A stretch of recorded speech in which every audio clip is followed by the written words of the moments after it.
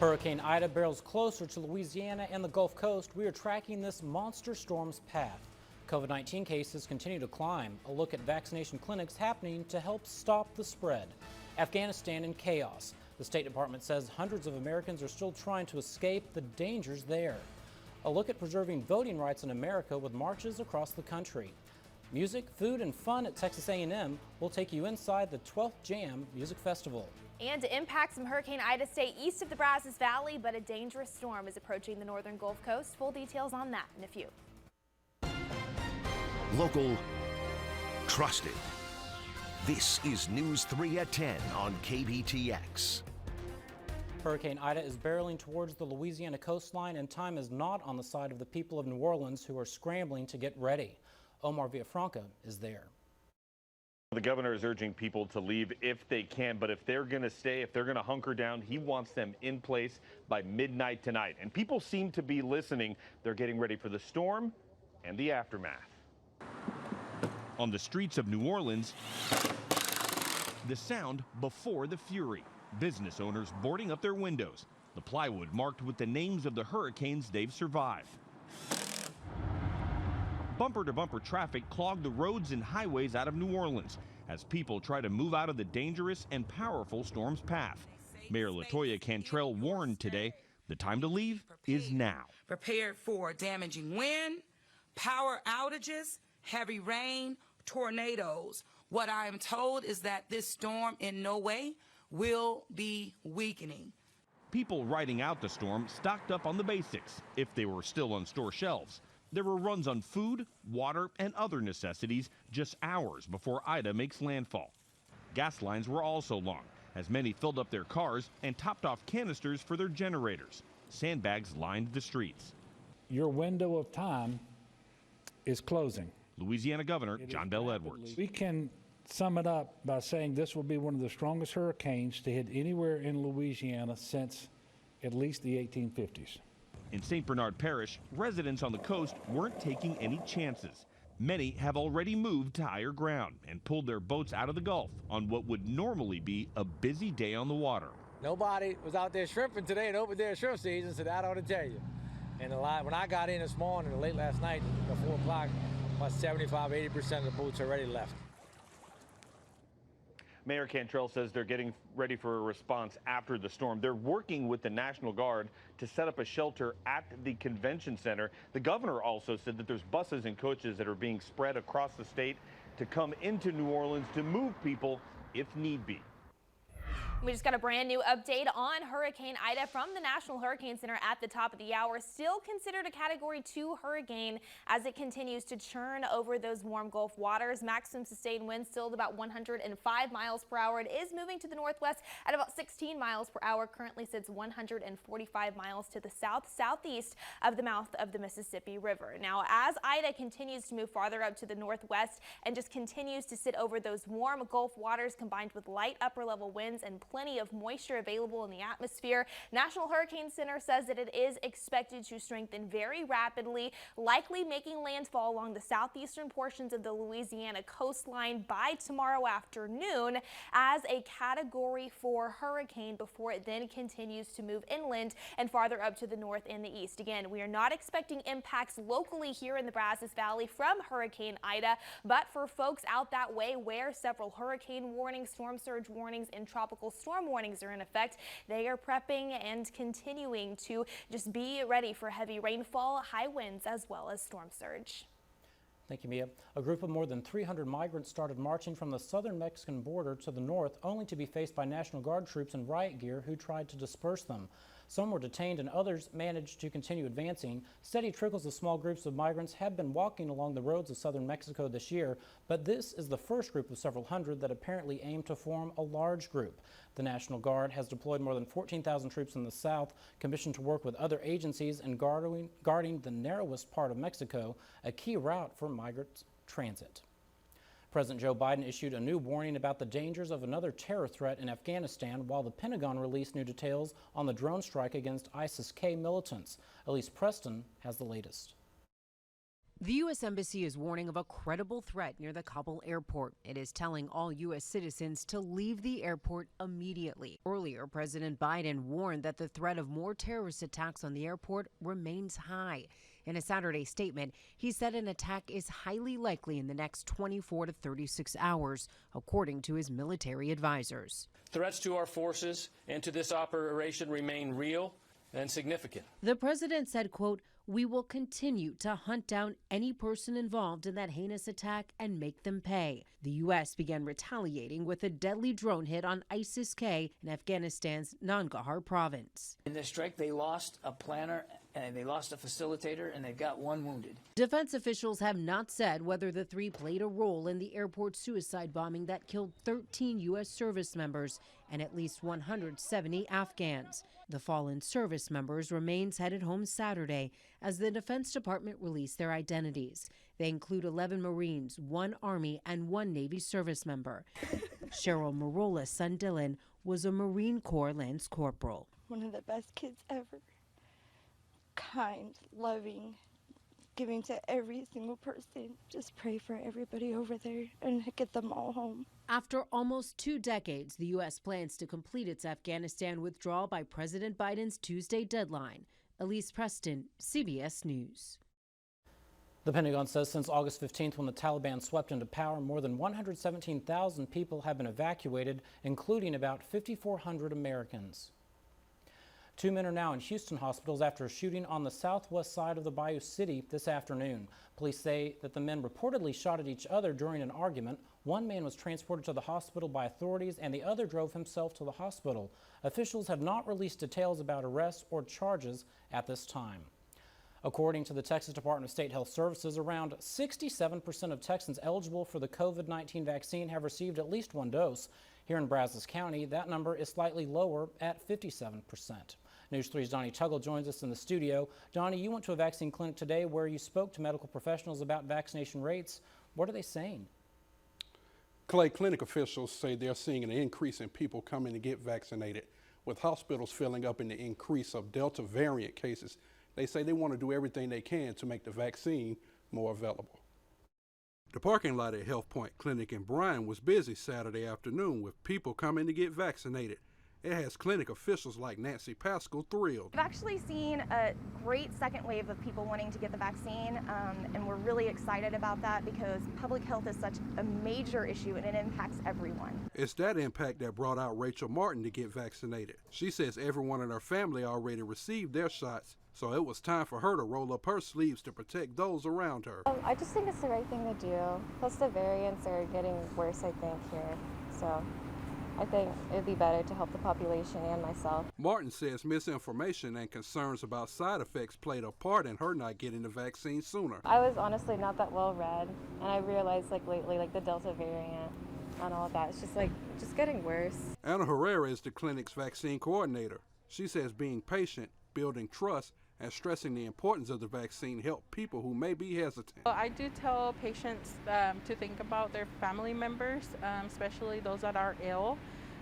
It's very important for people to get vaccinated to save themselves and save others. And if you still have doubts, Martin says to reach out to a medical provider you trust. Definitely talk to your doctor about it, and just look forward and see that if you get COVID, it's a lot worse than not getting vaccinated. Now, Health Point hosts weekend pop-up vaccine clinics throughout the Brazos Valley. You can find more information with this story at KBTX.com. Live in the News Center, Donnie Tuggle, News 3. Thank you, Donnie. Here locally, our regional hospital area still has no ICU beds available. It has now been over 2 weeks since we have had an open ICU bed in our region.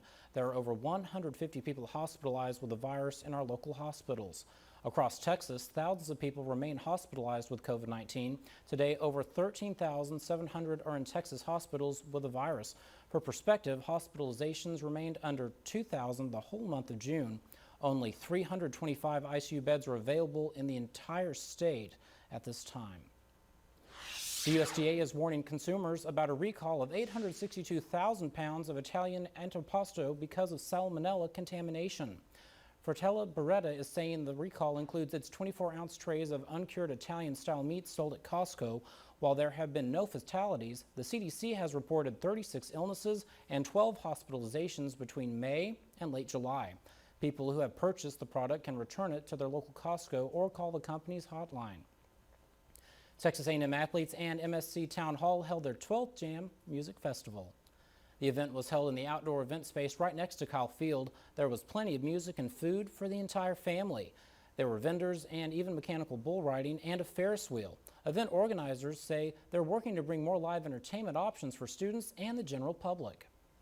Trying to develop student programs and activities and really bring live entertainment and music to all of the incoming freshmen and returning students after the COVID pandemic. And we just really want to be a success so we can continue in the future years and more amazing artists can come to College Station. Morgan Evans, Joe Major, and Dayglow were just a few of the event's headliners. Coming up at 6, a look at calls to protect voting rights as marches are held across the country. Later in sports, the Aggies have a new 12th man as A&M head football coach Jimbo Fisher made his announcement today. We can't rule out a few showers tomorrow, but coverage should be lower than what we saw out there today. We'll have a full look at the week ahead in just a few minutes.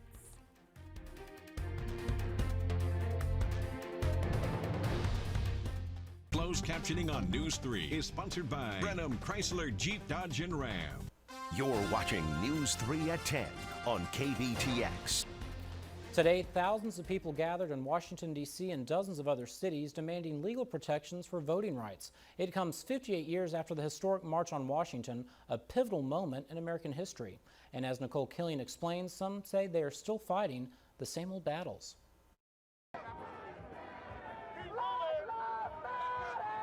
Standing shoulder to shoulder, the nation's top civil rights leaders led thousands of supporters in a call to action for federal voting rights legislation. We are not going to let you filibuster away our voter protection.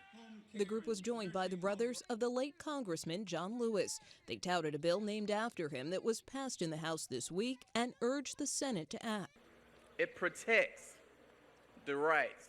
Devon Dickerson traveled all the way from Georgia, one of more than a dozen states that has passed voter restrictions this year. We feel the need that we need to be in the place. Hopefully it's going to protect our basic rights. To lessen suppression.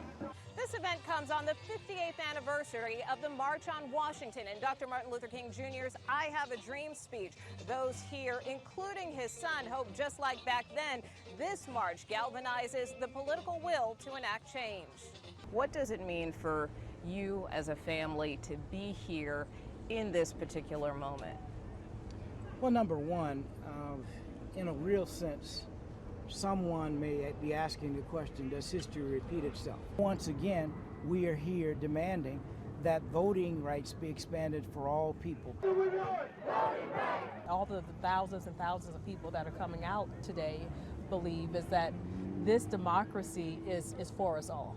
Including the next generation. So we can stop talking about the dream and start living the dream. Nicole Killian, CBS News, Washington. A well-known Bryan businessman will be remembered tomorrow. A celebration of life will be held Sunday afternoon for Mr. G. Giovanni Tironi was the longtime owner of Mr. G's Pizzeria. The event honoring him will be happening Sunday afternoon at the restaurant in downtown Bryan from 2 until 4. Mr. G passed away earlier this month at the age of 86.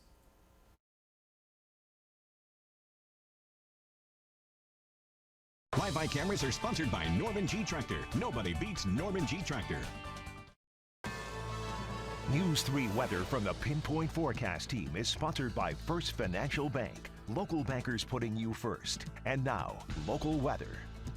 Daytime highs this afternoon, topping off just a few degrees below average for some portions of the Brazos Valley, and that does include us here in Bryan and College Station. We got up to about 93 degrees officially over at Easterwood Airport, a few degrees below that average high of about 95 for this time of year, and that was really thanks to just the addition of some more scattered rain and thunderstorms that we did have push across portions of the area this afternoon, with just a little bit of that activity trying to linger into the evening. But now that the sun is has gone down. Once again, we have lost that daytime heating. Like what we saw yesterday, we are sitting quiet out there on Pinpoint radar. But the latest version of your Pinpoint forecast, the one that updates on the hour every hour, now suggests that we could potentially find just a very few isolated spots and dots of rain through the overnight pre-sunrise Sunday morning. And we're going to continue to hold on to just an isolated chance for maybe a few more downpours, stray rumbles of thunder before the weekend is over. We'll call it about a 20 to 30% shot. Temperature-wise, we're looking to get down to the mid-70s early in the morning, close to that 90-degree mark again by any lunchtime plans, topping off just a few degrees warmer in the mid-90s tomorrow afternoon, thanks to the fact that we are expecting less coverage of some of that rain and storm activity throughout the second half of the weekend. So timing that out here on your Pinpoint forecast. Notice it's not a great chance. Pinpoint forecast not overly optimistic about it, but just can't rule out a few more splashes of rain pretty quick as that generally passes in from the east farther off to the west once again. Anything that we do find out there on Pinpoint radar once again does look to dissipate after the sun goes down. Notice really though, in terms of your temperatures heading into the beginning of the upcoming week, we're going to continue to hold on to some warmer temperatures, mid to upper 90s, especially by Monday and even into Tuesday afternoon. That is really thanks to what comes on the backside of Hurricane Ida. And we are not expecting any impacts to the Brazos Valley from Ida here locally, but as that system makes landfall and then tracks farther out to the north and the east, we see sinking air on the backside of that on the west side as well, which is going to help us hold on to some of those warmer temperatures. But we can't completely get rid of the rain chances either, because notice here from kind of these deeper oranges that you see, that's just a little bit more of that tropical moisture that tries to move back into southeast Texas. So not a great chance each and every afternoon, but we'll still hold on to a 20 to 30% potential. Again, here's the latest on Ida. It is expected to be a dangerous situation for folks across the north central portions of the Gulf Coast. Notice again, it is expected to make landfall as that Category 4 hurricane status by tomorrow afternoon. But it's not just Ida that we continue to monitor out there in the tropics tonight. Tropical Depression 10 as well as Tropical Depression 11 out in the Atlantic were both named today. Good news with those systems, we are not expecting those to impact the United States, but we could find them becoming tropical storms here over the next 24 hours. Back here at home, we'll continue to monitor some toasty temperatures and isolated chances for rain heading into the upcoming week. Coming up in sports, the college football season kicked off today, just 1 week before the Aggies season opener. Plus, A&M soccer opened the home portion of their schedule tonight, welcoming number 9 Clemson to town.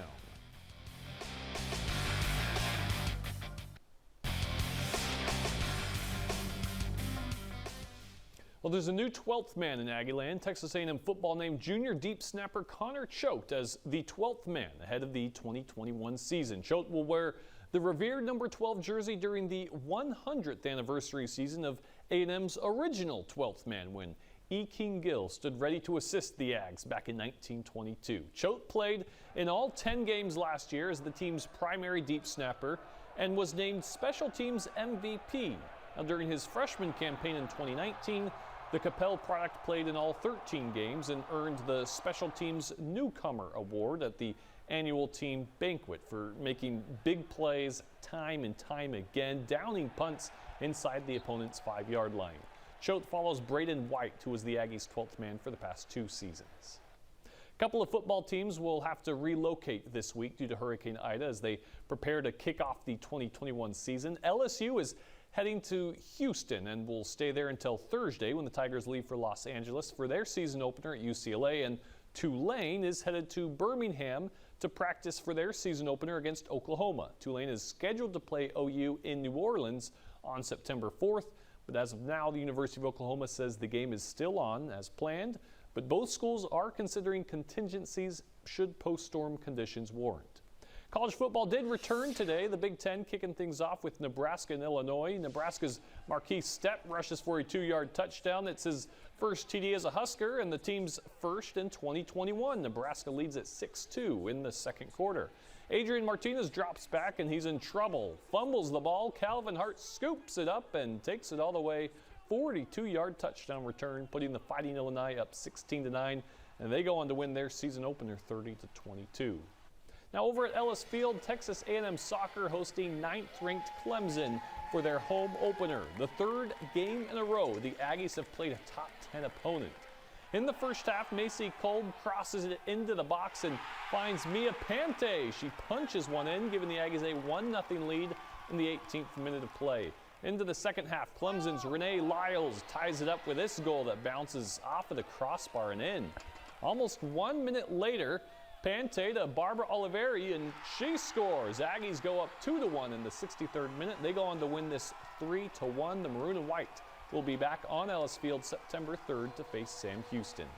Texas A&M volleyball playing a late-night match against Fairfield at the Hawaiian Airlines Rainbow Wahine Classic. It's a close one. So far, Aggies took game one 25-23.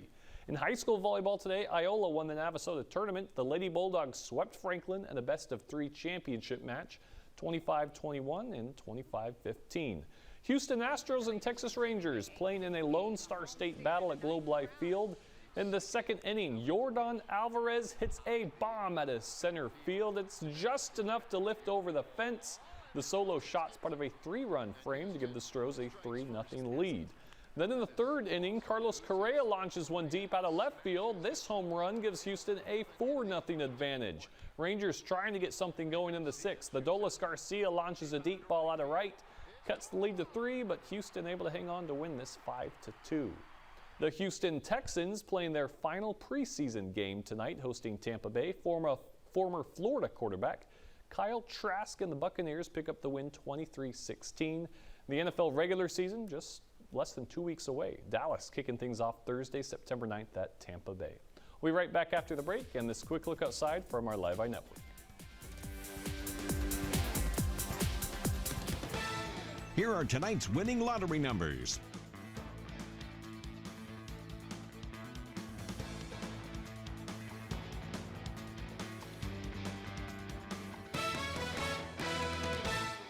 Getting your news is easier than ever. KBTX News 3 is available on your Amazon Echo or Echo Dot. Get your News 3 flash briefing today. Talk about taking love to new heights. A couple in Bolivia with a taste for the extravagant tied the knot on top of the Illimani Mountain, the highest mountain in the Cordillera Real of western Bolivia. It took the couple 3 days to make the ascent to the summit. The couple was married at a height of 21,000 feet above sea level on the mountain's summit. That is pretty incredible. I think you'd have to have some dedicated friends to want to hike up that with you to see that. 3 days to take them to get to the summit. That is quite a hike. I don't know them, but I know their marriage is going to last a long time. The fact that, I mean, you're starting off a 3-day journey together. And I'm sure the pictures were amazing. The views look pretty cool as well. Yeah, so. that'd be a neat place to see, but a lot of work to get there. Absolutely. That's so awesome. I think it'd be worth it, though. Just beautiful. Right. Absolutely. Well, that's our time for tonight. Join us tomorrow night for News 3 at 10 or anytime on our web channel, KBTX.com. Thank you for watching News 3 at 10 on KBTX. Local, trusted,